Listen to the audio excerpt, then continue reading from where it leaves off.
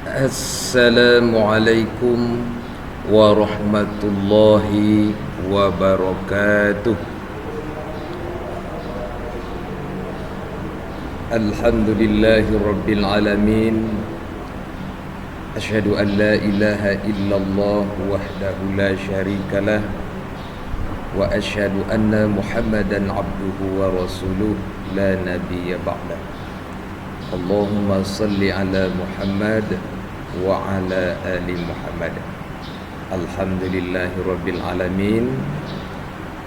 Kita berjumpa kembali dalam rangka melanjutkan pelajaran pendidikan agama Islam. Semoga Allah Subhanahu wa taala memberikan keselamatan dan kesehatan kepada kita semua. Baiklah, pelajaran kita selanjutnya dari pendidikan agama Islam tingkat sekolah dasar atau madrasah ibtidaiyah, kurikulum 2013 semester 1 kelas 5 SD.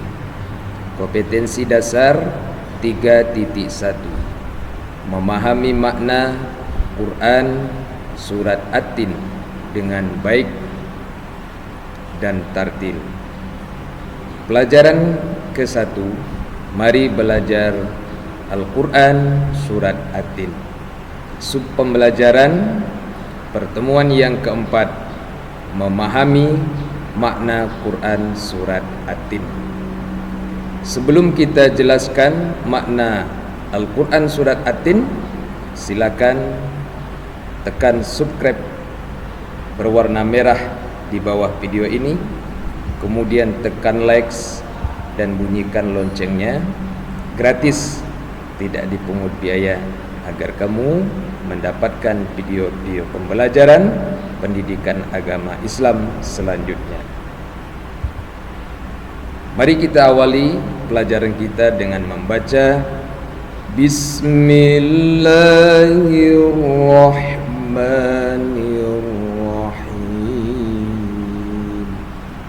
Dilanjutkan dengan membaca doa belajar. Rabbi zidni ilma warzuqni fahma ya arhamar rahimin.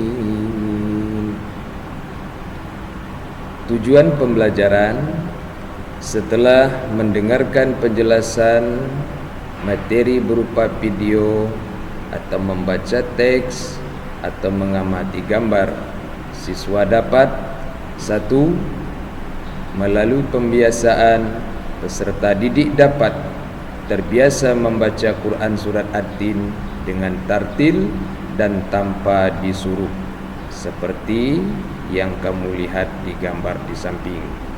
Kemudian tujuan yang kedua, peserta didik dapat mencontohkan perilaku saling mengingatkan dalam hal kebajikan sebagai implementasi dari pemahaman Al-Quran surat At-Tin, seperti yang ada di gambar. Seorang kakek memberikan nasihat kepada anak muda. Kemudian seorang siswa mengajak teman-temannya untuk melaksanakan sholat Jumat bersama-sama di masjid. Kemudian tujuan ketiga, melalui pembelajaran peserta didik dapat menulis Al-Quran surat At-Tin dengan baik dan benar. Kemudian tujuan yang keempat, melalui pembelajaran peserta didik dapat menghafal Al-Quran surat At-Tin dengan benar, seperti di gambar. Kemudian tujuan yang kelima, melalui pembelajaran peserta didik dapat mengetahui makna Al-Quran surat At-Tin dengan baik dan benar.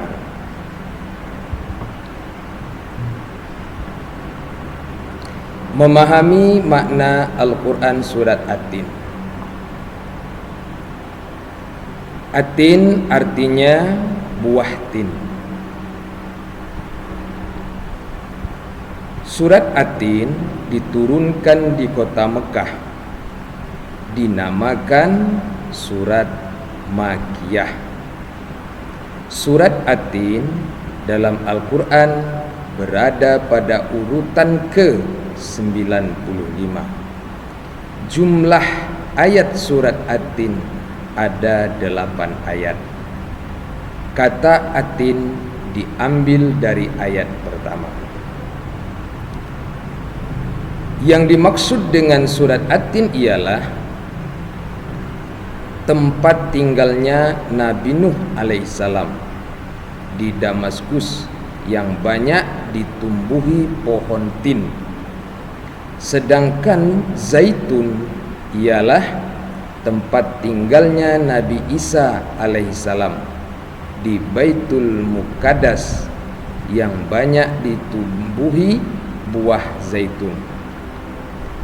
Bukit Sinai adalah tempat Nabi Musa alaihissalam menerima wahyu dari Allah. Letaknya persis berada di luar tembok Yerusalem. Sedangkan kota Mekah yang aman ialah Mekah Al-Mukarramah. Kota ini sejak zaman jahiliyah sampai sekarang tetap terjaga dan terpelihara kesuciannya dan aman. Selain itu, Mekah adalah tempat pertama kali Nabi Muhammad sallallahu alaihi wasallam menerima wahyu.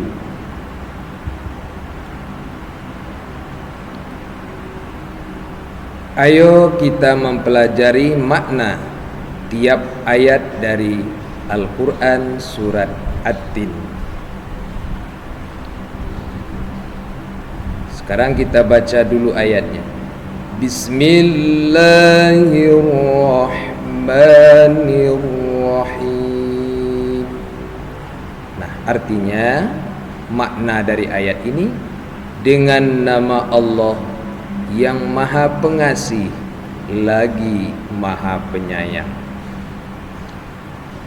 Wattini wazzaitun. Nah, artinya demi buah tin dan buah zaitun. Nah, anak-anakku sekalian, isi pokok kandungan Al-Quran surat At-Tin ayat ke-1. Tin adalah buah yang enak dan lembut serta cepat dicerna. Ia menjadi obat yang banyak manfaatnya. Memperhalus fisik, mengencerkan dahak kalau batuk, membersihkan ginjal, menghancurkan batu pada saluran air seni, menggemukkan badan, dan dapat melonggarkan rongga hati dan limpa. Nah, itu manfaat dari buah tin. Kemudian zaitun. Zaitun adalah buah yang memiliki keistimewaan karena kandungan minyaknya yang melimpah, sehingga dapat dipergunakan di daerah yang kurang memiliki minyak. Nah, inilah manfaat daripada buah tin dan buah zaitun.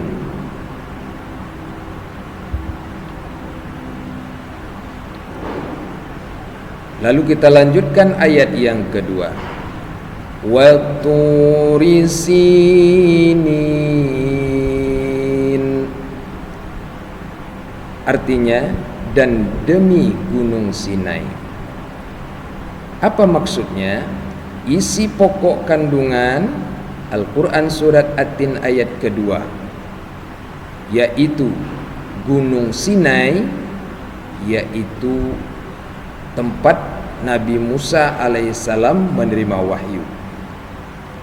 Terletak di semenanjung Sinai, lintasan antara tanah Mesir dan Mesir ke Israel, Arab dan Mesopotamia.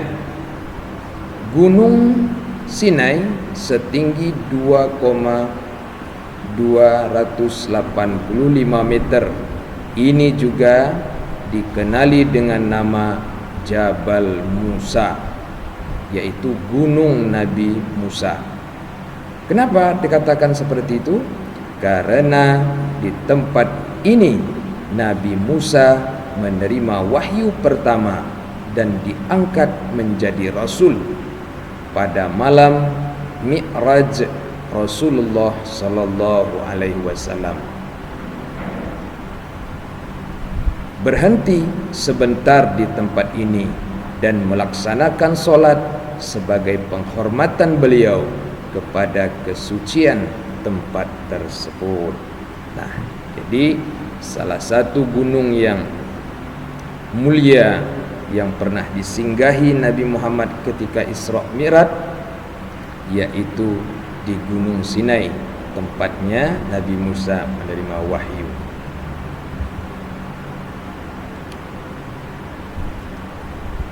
Kemudian ayat yang ketiga, wa hadzal baladil amin. Artinya, dan demi negeri yang aman ini. Apa maksudnya? Isi pokok kandungan Al-Quran surat At-Tin ayat ketiga. Negeri yang aman, yaitu kota yang aman. Mana yang kota yang aman? Yaitu kota Mekah sekarang. Kota ini disebut dengan kota yang aman karena siapapun yang memasukinya terjaga keamanan dan keselamatannya. Kota Mekah juga disebut sebagai Ummul Qura dan tanah yang aman. Kota ini banyak menyimpan sejarah sejak zaman Nabi Ibrahim alaihi salam.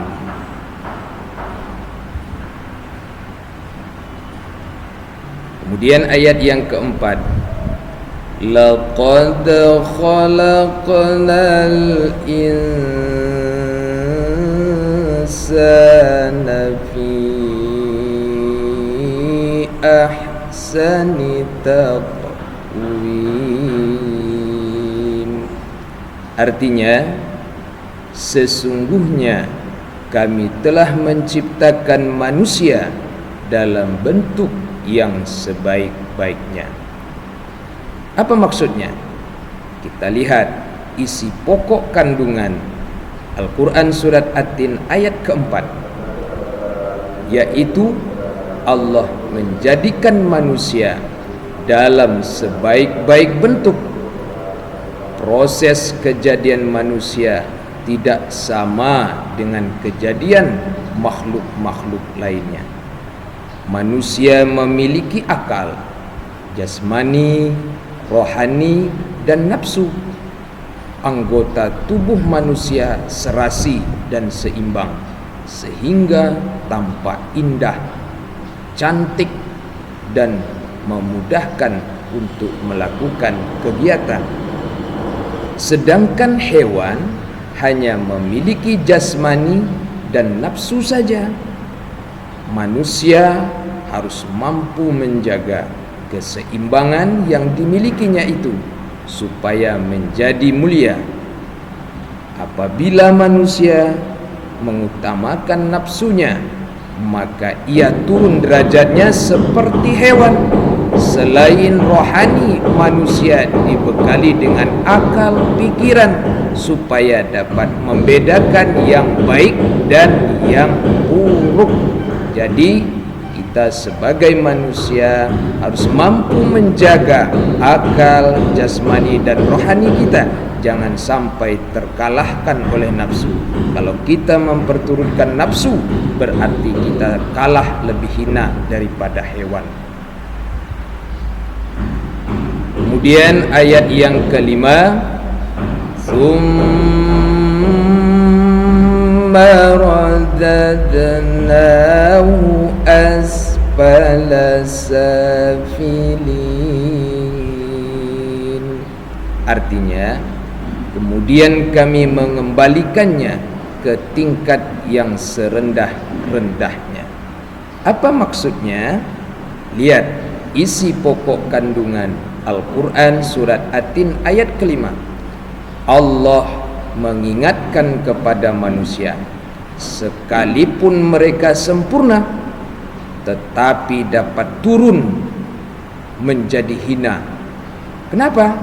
Karena pengetahuan, sikap dan perilakunya telah keluar dari aturan yang telah ditetapkan oleh Allah melalui Rasul-Rasulnya. Jadi manusia bisa turun derajatnya lebih hina daripada hewan ketika mereka disebabkan oleh pengetahuannya bodoh atau perilakunya di luar aturan-aturan Allah melalui Rasulnya.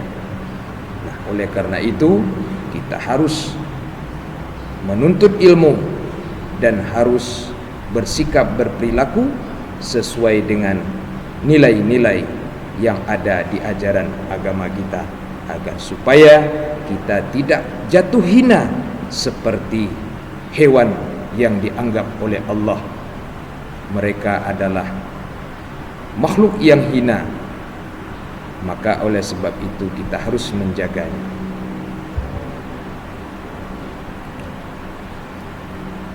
Kemudian ayat yang ke-6, illalladzina amanu wa amilus solihat falahum ajrun ghairu mamnun. Artinya, kecuali orang-orang yang beriman dan mengerjakan amal soleh, maka baginya pahala yang tiada putus-putusnya. Apa maksudnya? Kita lihat isi pokok kandungan Al-Quran surat At-Tin ayat ke-6. Orang-orang yang tidak pernah hina adalah mereka yang beriman. Kemudian yang kedua, melaksanakan amal soleh. Orang yang demikian itu akan selamat dari kehinaan dunia dan akhirat. Di bawah ini adalah beberapa contoh perilaku yang mencerminkan orang yang beriman dan beramal soleh, seperti gambar di samping, mengerjakan sholat fardu 5 kali dalam sehari semalam, maka mereka akan terhindar dari kehinaan. Dan kemudian mereka yang selalu memberi bantuan, pertolongan kepada orang yang membutuhkan pertolongan kita, maka merekalah yang sudah melaksanakan amal soleh, dan merekalah yang terhindar dari kehinaan di dunia dan di akhirat nanti. Mudah-mudahan kita juga tetap melaksanakan sholat dan memberi bantuan kepada orang-orang yang selalu memerlukan bantuan dari kita. Kemudian ayat yang ke-7, فَمَا يُكَذِّبُكَ بَعْدُ بِالدِّينِ. Artinya, maka apakah yang membuatmu mendustakan hari pembalasan sesudah itu? Apa maksudnya? Kita lihat isi pokok kandungan Al-Quran surat At-Tin ayat ke-7. Pada hari kiamat nanti ada hari pembalasan terhadap perbuatan manusia yang baik dan buruk. Manusia seharusnya tidak meragukan adanya hari pembalasan, karena Allah sudah menunjukkan bukti-buktinya. Allah memberikan akal kepada manusia untuk berpikir tentang ciptaannya dan hati untuk merasakan iman. Pertanyaan Allah itu untuk mengingatkan adanya hari kiamat agar manusia tidak lupa dan lalai sehingga terjerumus dalam dosa dan kehinaan. Kemudian ayat yang ke-8, Alaysallahu biahkamil hakimin. Artinya, bukankah Allah adalah hakim yang paling adil? Apa maksudnya? Kita lihat isi pokok kandungan Al-Quran surat At-Tin ayat ke-8. Allah subhanahu wa ta'ala adalah yang maha mengetahui, sebagus-bagus pencipta dan pengatur segala urusan. Allah yang memberikan keputusan atas segala persoalan. Tiada perbuatan walaupun sekecil atom pun yang dapat terlepas dari pengadilannya. Pengadilan Allah adalah sebaik-baik pembuat keputusan. Allah subhanahu wa ta'ala maha pengasih kepada hambanya. Ia senantiasa mengingatkan agar manusia tidak lupa diri. Jika ternyata manusia masih melakukan dosa, maka karena keadilannya manusia akan menanggung akibat dan pembalasan atas dosanya itu. Allah subhanahu wa ta'ala juga telah menyiapkan kenikmatan bagi orang-orang yang menjalankan syariatnya, yaitu perintah-perintah Allah subhanahu wa ta'ala. Nah, anak-anakku sekalian, setelah mendengarkan penjelasan tentang makna Al-Quran surat At-Tin, tugas siswa: 1. Foto salah satu kegiatan kamu sedang mengerjakan kebaikan seperti gambar di samping. Jadi kamu pilih salah satu kegiatan di antara yang ada ini.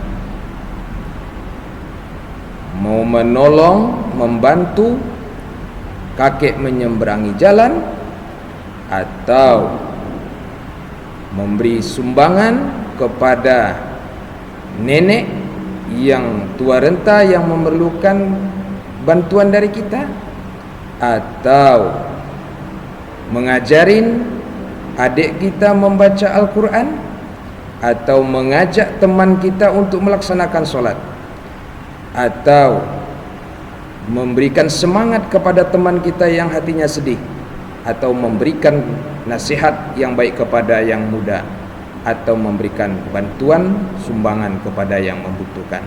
Jadi kamu lakukan kegiatan salah satu di antaranya ini, lalu kamu foto kegiatan itu, kemudian kirimkan foto tugas di atas ke gurumu melalui WhatsApp atau sesuai dengan perintah dari gurumu sebagainya untuk dinilai.